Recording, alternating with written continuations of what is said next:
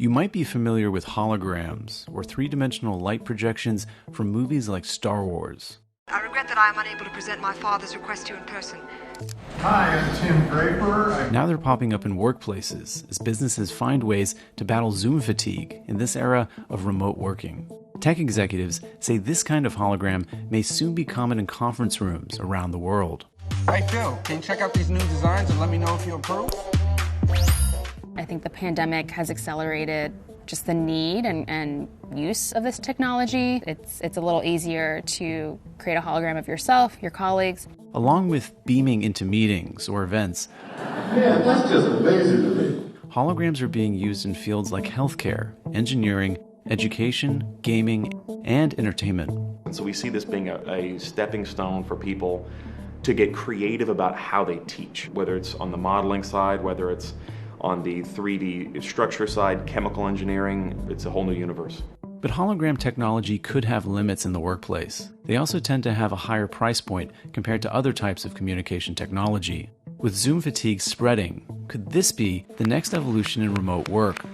How practical are holograms in the office? And are they worth the cost? Hi, I'm David Nussbaum. I'm the founder and CEO of Proto. Proto is a Los Angeles-based tech company that offers life-sized photorealistic projections. I'm Billy Morrison. I play guitar for Billy Idol. There is 30,000 lumens of interior light. So whatever the content is, whether it's a 3D model or whether it's an NFT or whether it's a real person materializing in before you, it'll appear like that person is there. Proto's holograms appear on a 7-foot-tall booth or a smaller 24-inch box. A user can beam in from anywhere in the world. They just need a camera, a plain backdrop, as well as a set of speakers and microphones to record them in real time. But we have also just created an app that allows the person to use their iPhone. So in time, when an employee or a CEO or anybody needs to beam into a location, they don't need to have an entire studio set up. All they need is a phone and our free app. The hologram market is projected to double in growth from $2.7 billion in 2020 to about $5.4 billion in 2024. This is largely driven by the technology's wide range of commercial applications.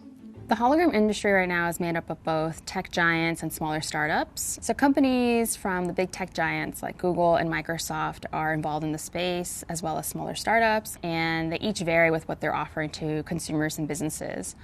Right now, Proto's hologram system is largely aimed at business customers. Clients like Netflix, T-Mobile, and Formula E Racing have used the device to communicate between offices or beam into trade shows, entertainment events, and seminars. Oh, man.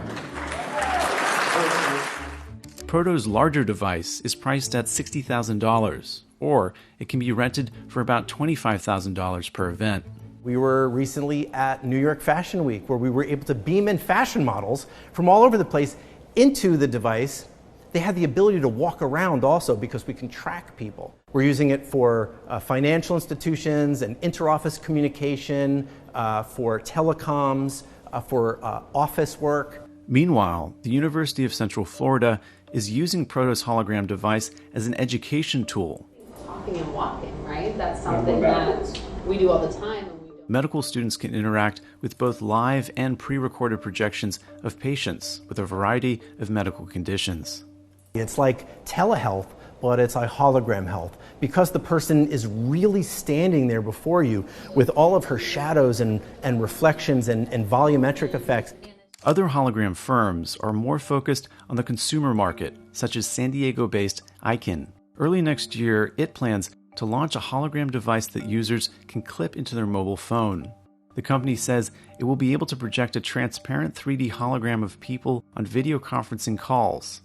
It's more comfortable to look at something that's spatially normalized to your environment. It's also less intense light, and we retain the color saturation, we retain the resolution, the detail, but we also soften that light energy to the point where now it's more normalized to the environment, but it's less harsh to the eyes, so you can actually experience it for longer without getting fatigue.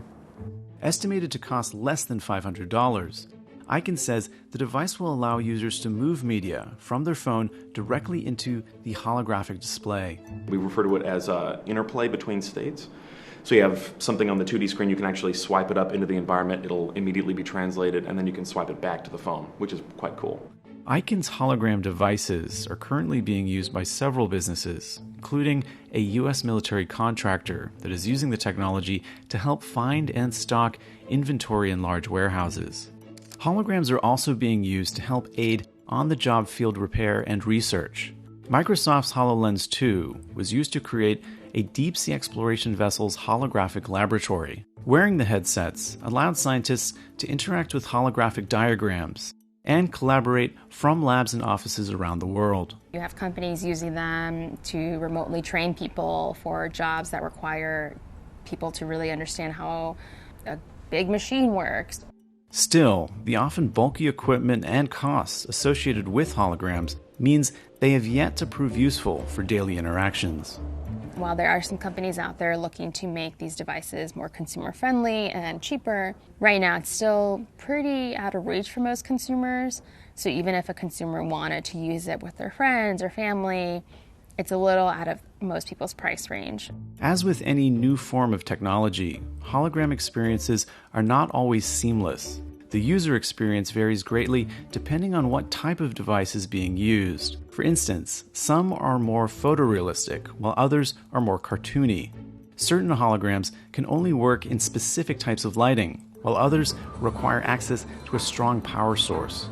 You can have holograms that perhaps don't render as well on someone's computer because of something they're using, or maybe their internet is just really bad that day, and they won't be able to see you the way you're meant to be seen.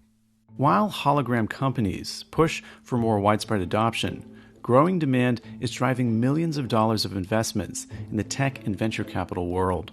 You have players like a tech giant like Google, starting to enter this space as well.